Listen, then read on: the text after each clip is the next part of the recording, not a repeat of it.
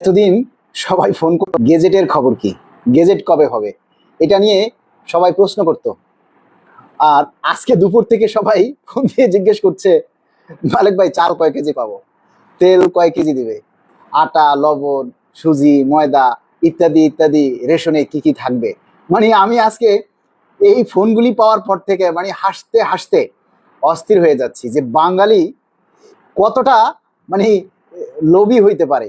যেখানে পে স্কেলের দেওয়ার টাকা নাই, সেখানে আবার হঠাৎ করে ফালতু মিডিয়ারা একটা প্রত্যেকে একটা গুজব উঠাইছে যে রেশন ভাতা দেবে 11 থেকে নাকি 12 থেকে 20 গ্রেডের কর্মচারীদেরকে। আচ্ছা বলেন তো, এই মুহূর্তে যদি রেশন ভাতা দেয় তাহলে সরকারের কত লাখ কোটি টাকা অতিরিক্ত লাগবে? তাহলে এই মুহূর্তে পে স্কেল দিবে নাকি রেশন ভাতা দিবে? পে স্কেলের জন্য লাগছে 44,000 কোটি টাকা। আর এখন যদি আবার এই রেশন ভাতা দিতে যায় তাহলে এই তালে না আবার পে স্কেল মানে কি বলবো। তাই এই জন্য আপনাদেরকে বলি, এই রেশন ভাতার তালে আবার আপনারা কেউ ভুল ফাঁদে পা দিয়েন না।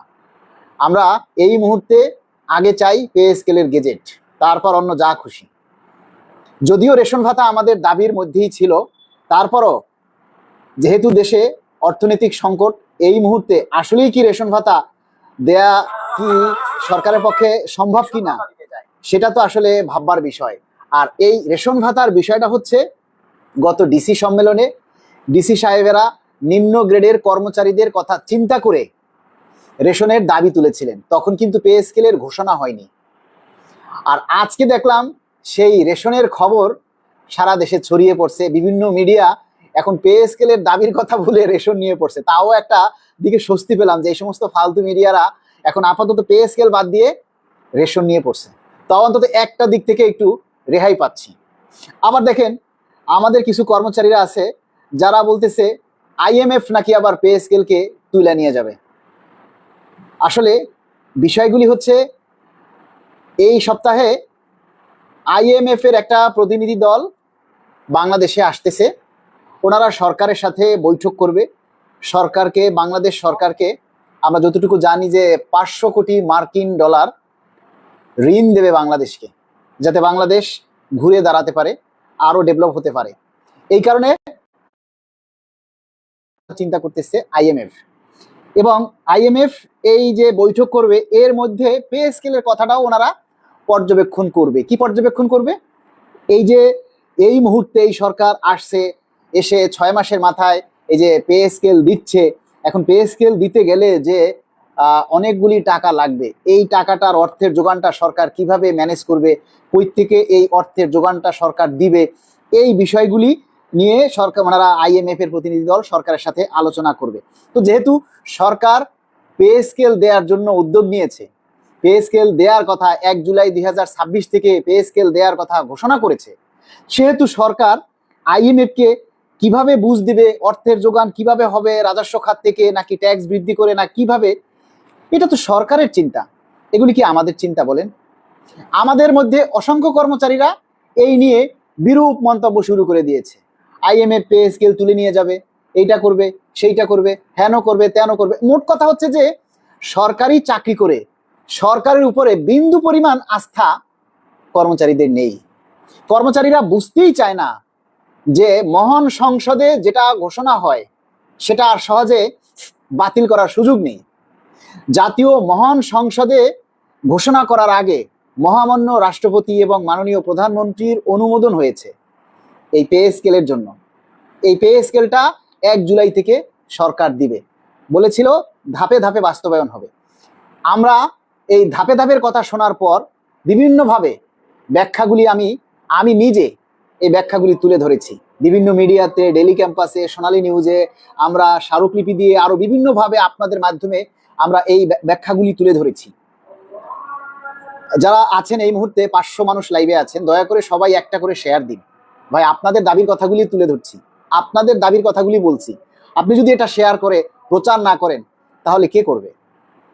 তো আমরা বিভিন্নভাবে ব্যাখ্যা দিয়েছি, বিভিন্নভাবে সরকারের কাছে বুঝিয়েছি যে 50% বা 60% হিসেবে যদি বেসিক ভেঙে ভেঙে পে স্কেল দেওয়া হয় তাহলে আইবাস সিস্টেমে বিশাল একটা জটিলতা তৈরি হবে। আমার এই কথাগুলি কেউ কি শুনেছিলেন?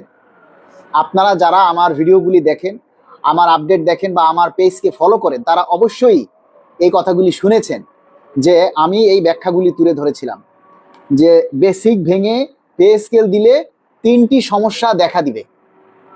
সেই ভিডিওগুলি আপনারা টেনে টেনে দেখেন যে 3টা সমস্যা দেখা দিবে। 3টা সমস্যা কি কি?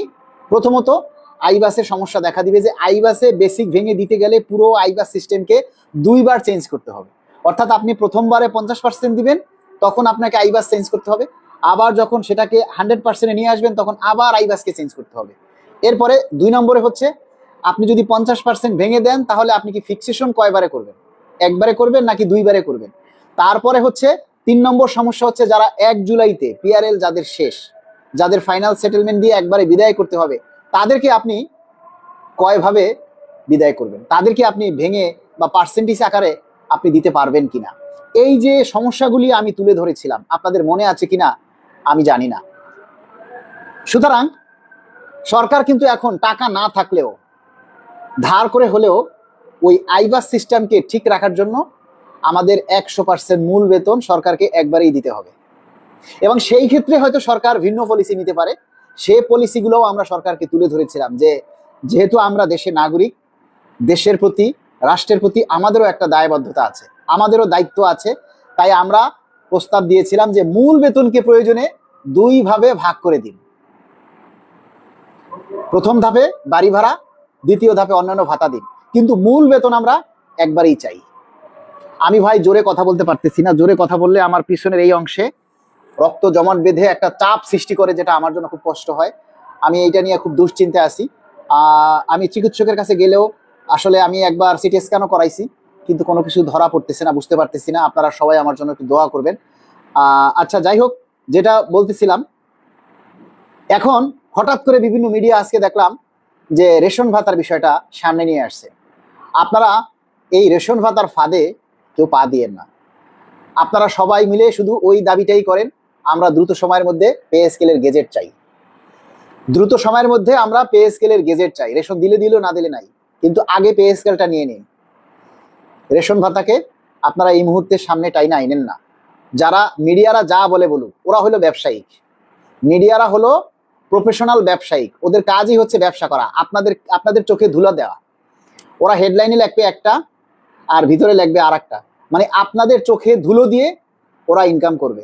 আচ্ছা, আপনারা বলেন, এই যে আপনারা আমার লাইভে এসে কথা বলতেছেন, কমেন্ট করতেছেন, আমি তো অনেকের কমেন্টই পড়ি, অনেকের কমেন্টে রিপ্লাই দেই, কিন্তু আপনারা যারা এই বিভিন্ন অনলাইন মিডিয়ায় কমেন্টস করেন বা ওদেরকে প্রশ্ন করেন, ওরা কি আপনাদের কখনো কেউ রিপ্লাই দিয়েছে? আপনারা যে হাজার হাজার মানুষ এই অনলাইন মিডিয়ার নিউজগুলোতে আপনারা কমেন্টস করেন, মন্তব্য করেন, ওরা কখনো আপনাদেরকে রিপ্লাই দিয়েছে? দেয়নি। কারণ আপনি ওদেরকে গালি দেন নাকি ওদেরকে দোয়া করেন, ওরা ওই জিনিসগুলি দেখেই না। ওদের কাজ হচ্ছে ওরা এমন একটা টাইটেল লিখবে যে টাইটেল দেখে আপনার প্যাডের ভিতরে মোচড় দিয়ে উঠবে এবং আপনি কিছু একটা লিখতে বাধ্য হন, এমন একটা টাইটেল ওরা লিখবে। মালিক ভাই, এই সরকার কি লিখছেন? আরিফ হাসান উদয়, 14 লাখ কর্মচারীর মন জয় করতে পারে না, 18 কোটি মানুষের মন জয় করবে কিভাবে? একদম সঠিক কথা বলেছেন। আগে পে স্কেল চাই। এমডি সুমন আহমেদ, এমডি ইকবাল লিখছেন আল্লাহ পাক ভালো রাখুক, আমিন। তানভীর ইসলাম লিখেছেন আল্লাহ আপনাকে আপনার পরিবারকে হেফাজত করুক, আমিন। জুবাইর আহমেদ লিখেছেন আসসালামু আলাইকুম ভাই, কিছু হবে? অবশ্যই হবে। আপনারা সবাই জানেন যে হয়তো আগামী সপ্তাহের মধ্যে বা 2 সপ্তাহের মধ্যেই আমাদের এই পে স্কেলের যে চূড়ান্ত সুপারিশ সচিব কমিটির, সেই সুপারিশগুলি মন্ত্রিসভায় উঠবে এবং মন্ত্রিসভার অনুমোদনের পরেই হচ্ছে এটা আবার গেজেট প্রকাশের জন্য বাকি কাজগুলি সম্পন্ন হবে। সুতরাং আপনারা এই গেজেট প্রকাশের দাবিটা সবাই তুলে ধরেন। আপনারা অনেকেই আমাদেরকে এখন এই মুহূর্তে আমরা কোনো দাবি নিয়ে পোস্ট দিলে দেখি কিছু কিছু কর্মচারীরা, সবাই না, কিছু কিছু বাদাম্যা আছে, তারা দেখি উল্টাপাল্টা কথা বলে। এই জন্য মনটা ভেঙে যায় যে কাদের জন্য এত কষ্ট করি, কাদের জন্য আমরা এত দাবি করি। যাদের জন্য চুরি করি তারাই কয়সো, তাহলে এদের জন্য চুরি করে কোনো লাভ আছে বলেন? যাদের জন্য কথা বলি তারাই গালি দেয়। কিন্তু এই পে স্কেলটা গেজেট হলে আমি অনেকের প্রশ্নের জবাব দিব। যেদিন এই পে স্কেলের গেজেট হবে, আল্লাহ সেদিন পর্যন্ত যদি আমাকে বাঁচিয়ে রাখে, তাহলে সেই দিন অনেকের প্রশ্নের উত্তর দিব।